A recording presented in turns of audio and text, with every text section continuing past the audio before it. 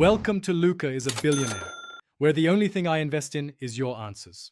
In this video, I will explain how to absorb vitamin D from the sun. To begin, the optimal time for vitamin D production is typically between 10 in the morning and 3 in the afternoon. During these midday hours, the sun's UVB rays are most intense, allowing your body to synthesize vitamin D more efficiently. This means you need less time in the sun to achieve adequate levels, making it a practical approach for many.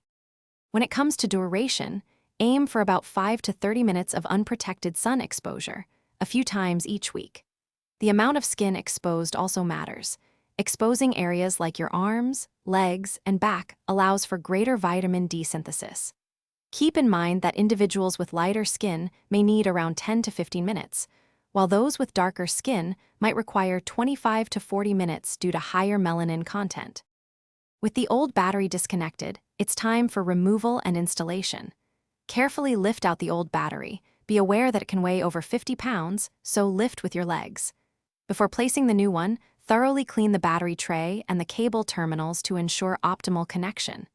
Now, gently lower the new battery into the tray, making sure it is seated securely and oriented correctly for the terminals. This ensures a stable foundation.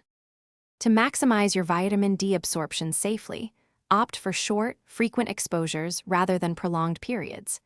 If sun exposure is limited, particularly during colder months or in northern latitudes, remember that foods like oily fish and fortified dairy can help. Additionally, vitamin D supplements are a viable option. Always consult a healthcare professional for personalized advice on maintaining optimal vitamin D levels. Thanks for watching and please subscribe. It's the best investment you'll ever make.